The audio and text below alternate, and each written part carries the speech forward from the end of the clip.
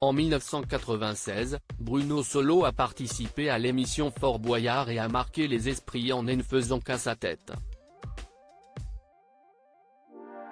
Invité de Culture Média sur Europe 1 ce jeudi 2 novembre, il dévoile les raisons de son comportement. Une émission inoubliable. Depuis des années, Fort Boyard est le rendez-vous des familles devant leur écran tout l'été. Les célébrités sont nombreuses à avoir parcouru en long et en large les allées du fort et certains passages sont devenus cultes. Parmi eux, une émission datant de 1996 dans laquelle Bruno Solo a décidé de ne faire qu'à sa tête. Et il y a une bonne raison à cela, il n'a pas apprécié le briefing fait avant l'émission. Invité de Culture Média sur Europe 1 ce jeudi 2 novembre, il donne plus de précisions sur le sujet. Un briefing un peu trop musclé. Bruno Solo est revenu sur cette participation à Fort Boyard que personne n'a oublié et a expliqué les raisons de son comportement. Quand je suis arrivé avec mes coéquipiers, on nous a briefé de manière un petit peu agressive, comme une sorte de sergent-major qui est arrivé et qui nous a expliqué qu'il en avait vu d'autres, qu'avec nous ça allait filer droit, Witchy ça marchait comme si, qu'il fallait de la discipline et tout.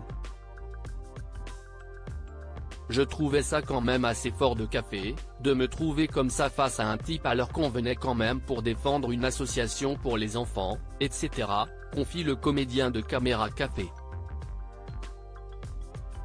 Évidemment, il ne s'est pas laissé faire, j'ai détesté la manière dont le mec nous parlait et donc je lui ai dit. Et là, il me regarde dans les yeux et il me dit, j'en ai brisé d'autres.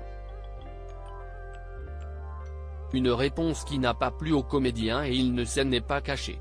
Bruno Solo se lâche dans Fort Boyard décidé à ne pas se laisser faire. Bruno Solo, qui est souvent très cash, a rendu visite à Marie-France Brière, la productrice de l'émission.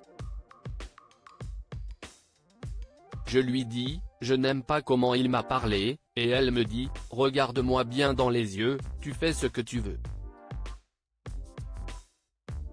Tu veux casser l'émission de l'intérieur? Tu le fais. Donc j'ai fait une émission complètement punk, complètement déglinguée, se souvient-il. Bruno Solo n'a pas hésité à casser les codes de l'émission en ne suivant pas ses camarades par exemple.